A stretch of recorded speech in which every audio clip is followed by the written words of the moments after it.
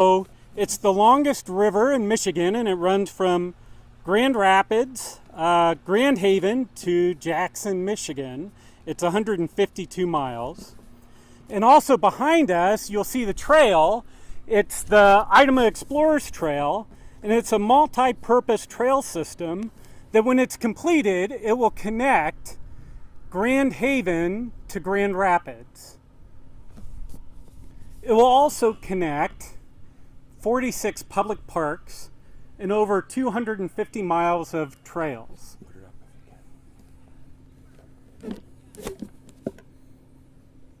Thank you. So last week I got a call from Clay Summers, the executive director of MParks, and he said, "Jason, do you have any projects that would be good stimulus fund projects?" And I said, "Clay, check your inbox." Several weeks ago, we put together a package of about 15 projects that were what we considered shovel-ready projects. Projects we could get started in 2022 and have done by 2024. And there were various projects from natural resources restoration to trails projects to new builds to reconstruction projects all throughout the county. And he said, "Wow, these are wonderful. I'll call you back. I've got some conversations later today with the state folks at the state, and I'll let you know what's going on." So he calls me back later and he says, "Hey, the governor wants to come to one of your parks and make an announcement." So here we are today. Thank you all for coming. A little bit about this project in particular. It's the Stearns Bayou connector of the Grand River Greenway Idaho Explorers Trail. So it will connect this one last segment of this part of the Grand River Greenway. And when it's done, it'll connect in with the 231 bridge and the North Bank Trail on the north side. And it'll connect this little segment, this 2.4 mile segment, which will be then 27-mile loop that will connect a round loop of the segment.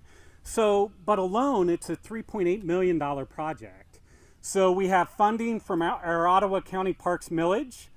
We have private dollars, we have transportation alternative dollars, as well as lots of fundraising from our foundation and the Grand River Greenway group that has fundraised for it. So special thanks to all those folks.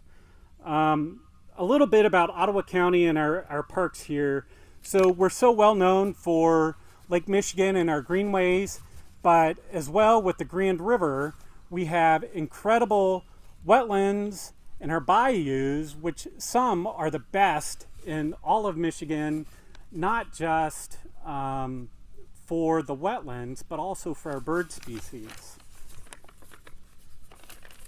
And the Parks Commission has the burden of trying to balance the public access and the conservation with that. And these dollars today that they're going to talk about will help us continue to do that. And it's critical for us to do that. So last year alone, we saw, I think across the state, they saw an influx in 30% use. We saw that and many times more. The Google data saw some weeks we saw increases with the Google data of upwards of 30 or 300% mobility data on Google. Some is the highest in the state, the U.S., and the globe on some weeks. So Ottawa County is the fastest growing in the state of Michigan.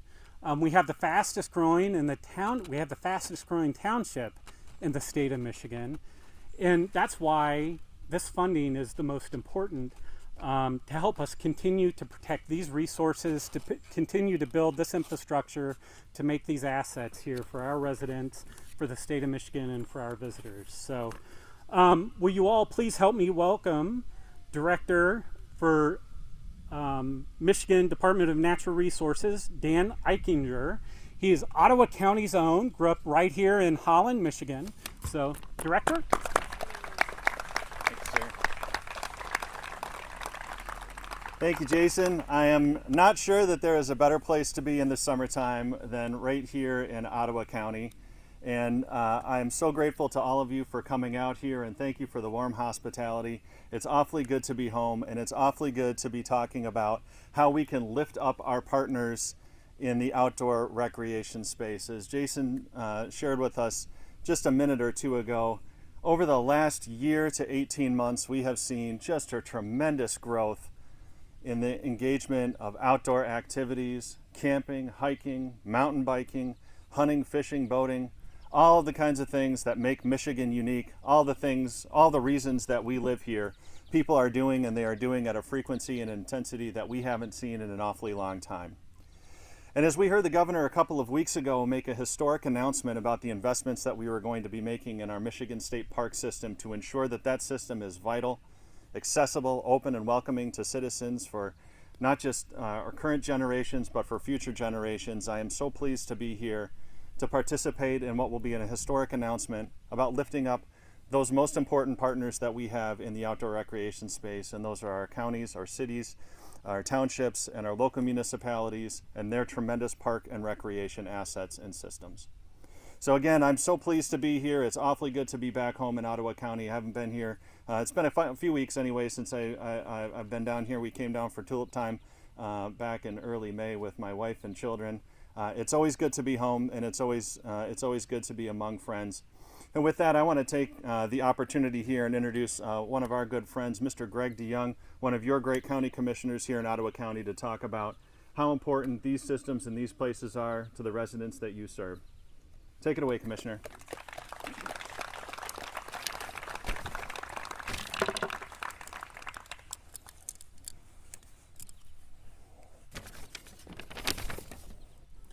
Governor Whitmer, Parks Director Jason Shamblin, Chairman Bergman, Vice Chair Fensky, our entire Board of Commissioners, Park Foundation Board, Friends of the Park, our Parks Committee, and all the hardworking staff of Ottawa County Parks.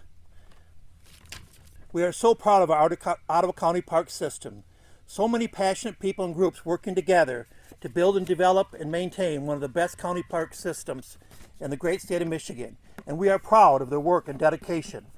Today, we welcome you all to Bayou, one of our gorgeous parks in the Grand River Greenway, a prime example of what investment into parks and green spaces can offer. In a few short years, this park will be connected to Grand Haven to the west and Grand Rapids to the east by the Idamas Explorer Trail, and you'll be able to walk, bike, ride, paddle between these two great cities and thousands of acres of public land between them. And this matters. Parks through the pandemic gave us hope, encouragement, and health opportunities for all West Michigan visitors. People found peace in biking, walking, kayaking, spending time on Michigan's longest river, or just enjoying the big lake. No matter what type of outdoor activity you're looking for, Ottawa County has something for everyone. And thank goodness for it, because our parks are busier than ever.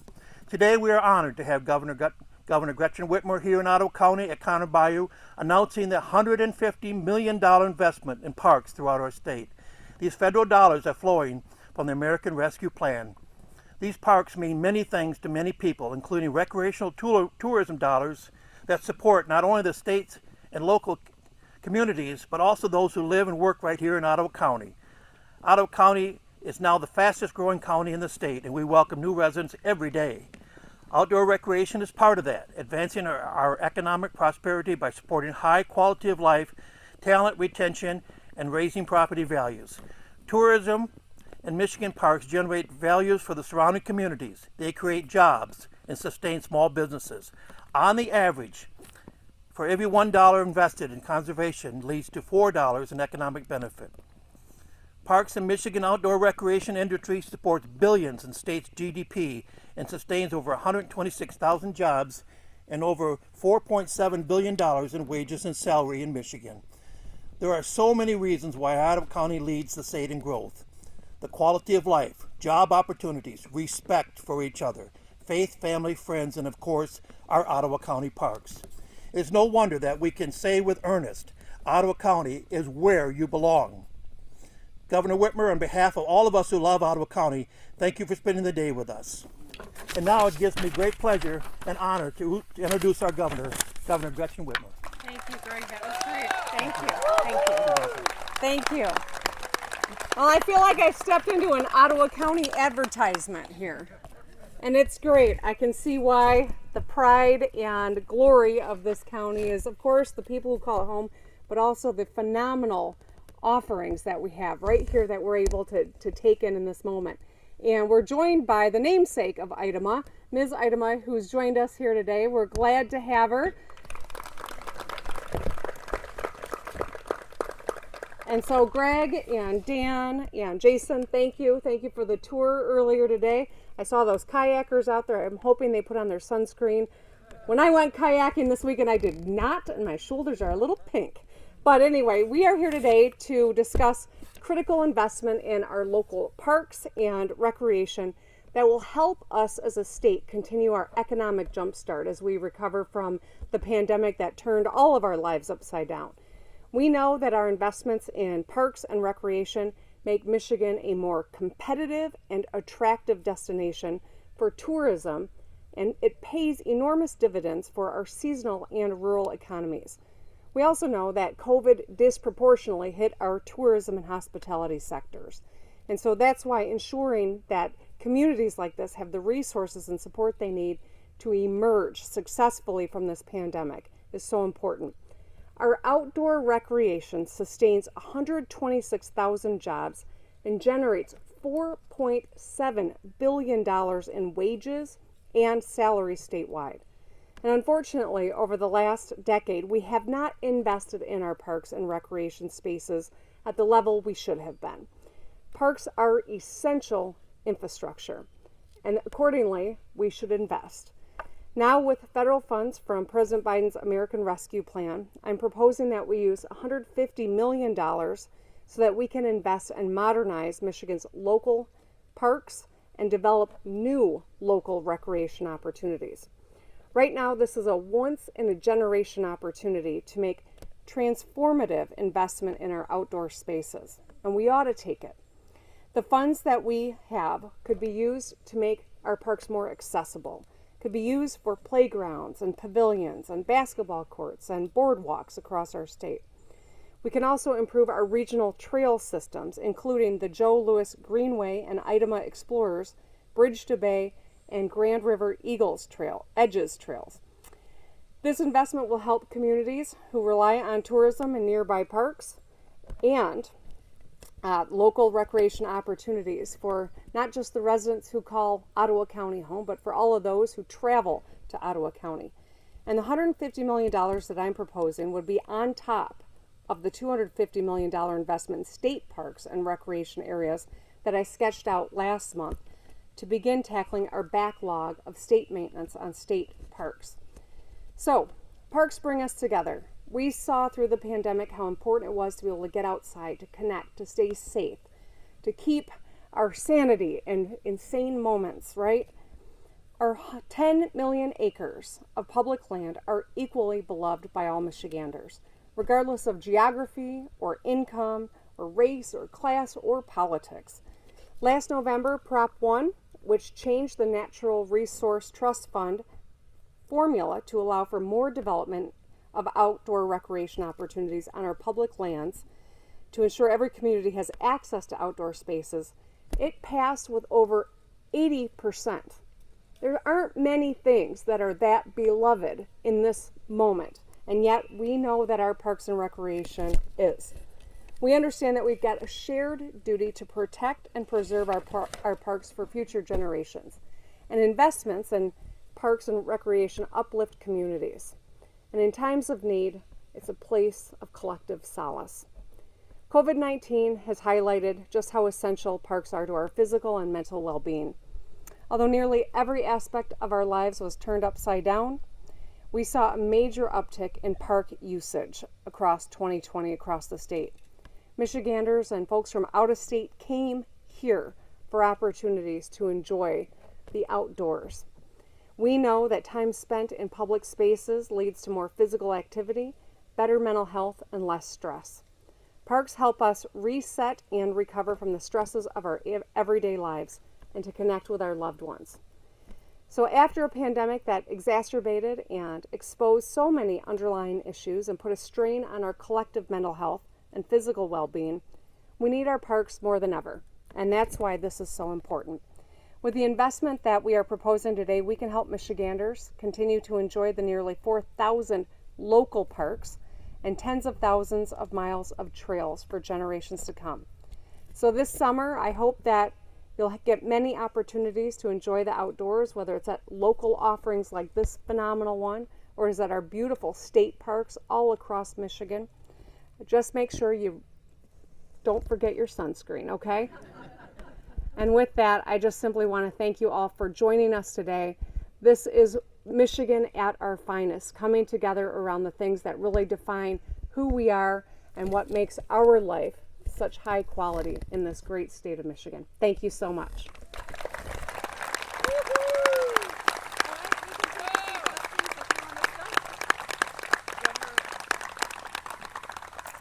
All right, we're going to take a few questions. Go ahead, Eric. Hi, Governor. Now, this is a proposal that the legislature is going to have to agree on. They aren't going to be around probably until August. What is the expected timeline, and with the backlog of the budget and then these supplementals that you've been proposing? Well, while the phenomenal people who maintain and keep up our parks work 12 months out of the year, it'd be great if we could get a lot of work done yet this summer. And so I would welcome it if the legislature decided to come back to town to get a number of things in the budget accomplished, this being one of them, because I know that right now people are enjoying parks at the local parks and our state parks, and so it would be great if the legislature would get actually the whole budget done, but get this piece moving so that we can get to work on a lot of the potential projects that we would be able to complete with these dollars.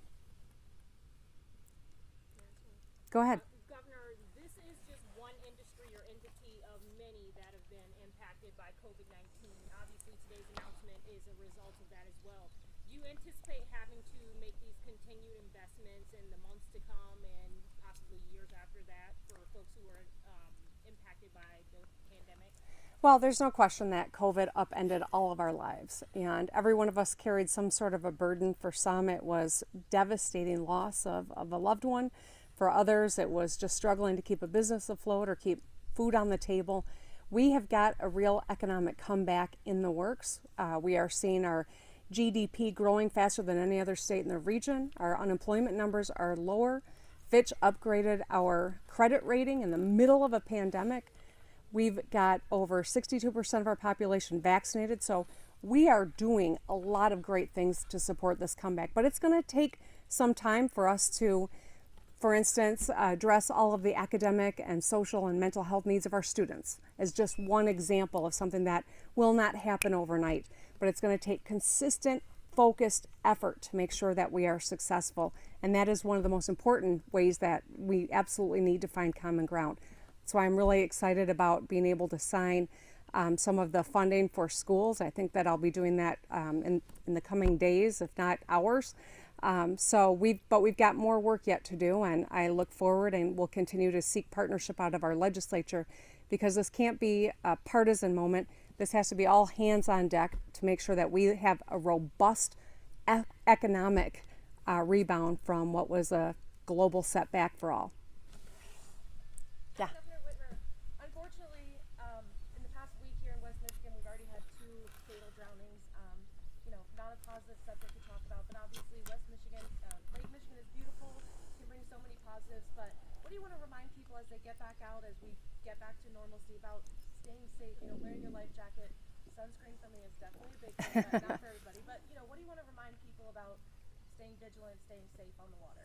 I think it's important that we all remember, right, that we've been eager to get outside, to reconnect, to enjoy this pure Michigan summer. But we also have to be very mindful of the inherent dangers of being around water, especially for people who don't have, supervision for young folks, especially. But I think we need to wear our life vests. We need to take care of one another, and I do think that it's important for people to remember that water is lovely and refreshing and a hallmark of Michigan, and yet we also have to be vigilant about staying safe when we're in it. We can take a few more questions. Hey, Governor Whitmer, on the topic of water, recently Republicans in the Senate introduced a plan to kind of use this federal funding for water infrastructure upgrades, things like replacing lead pipes, investing in groundwater studies, things like that. I was wondering if your office has had time to review it and whether you think that it's an appropriate measure to do given some of the water issues we've had in Michigan recently. So I know that the legislature has proposed some aspects of the Michigan Clean Water Plan that I introduced a couple years ago. I think it's long overdue. We do need to rebuild our infrastructure, and of course I'm thinking about the roads and bridges, but the pipes that are underneath the roads, that is critical infrastructure as well. We have seen historic flooding in our state just in the last couple of weeks. And when you have underinvestment of critical infrastructure and colliding with climate change, we're going to see more and more of these catastrophic moments. And that's why we need to rebuild our infrastructure in a way that is resilient, but also tackle climate change. We can't do one or the other. We have to do both, not just for today, but for generations to come. And we've got a lot of work to do. And that's why I've been pushing my clean water plan. And if the legislature has some version of it that they want to work with us and get to my desk, I'm eager to move forward on that subject. One last question. For the $150 million program, are there set number of projects that are already kind of in your vision, or do you have an application process for local municipalities to, if it was approved, reach into? I'm going to ask Director Eichinger to come and speak to that. We had $250 million that we dedicate to state parks and $150 for local, and so your question's about the second piece, and I'll ask the director to answer it. Thank you, Governor. Thanks for that great question. So the big trick, obviously, is how are we going to do the implementation of this kind of investment? And that's one of the big roles that the Department of Natural Resources is going to play when this money gets appropriated and it gets turned over and we get an opportunity to spend it and get out of these communities. So the DNR, we manage several dozen recreation grant programs. These are things like the Natural Resources Trust Fund program, the Land and Water Conservation Fund, a Recreation Passport grant program. And what we've kind of conceptualized is that we would just sort of model a grant program for the disbursement of these funds off of the grant programs that all of our community partners already know how to apply for. They're already pretty familiar with those criteria. Our staff know how to go through and administer and do the scoring and all that happy stuff. So what we intend to use is just kind of bolt this additional investment onto our existing grant making program, so it's essentially seamless for our communities, seamless for our grant administrators. We can get that money out the door just as quickly as the legislature can get it into our hands. All right, that's all the time we have. Thank you, everyone. All right, thanks everybody. I'd like to take a few hands before I jump back in the car. Straight to the car. I would like to, some folks are Governor, if you could really quickly before you go, I want to introduce you to Jill. Hi Jill, how are you? Good. Nice to meet you too. Thank you. Glad you're here. I'm a huge fan. All right, thank you. How you doing? I'm doing good.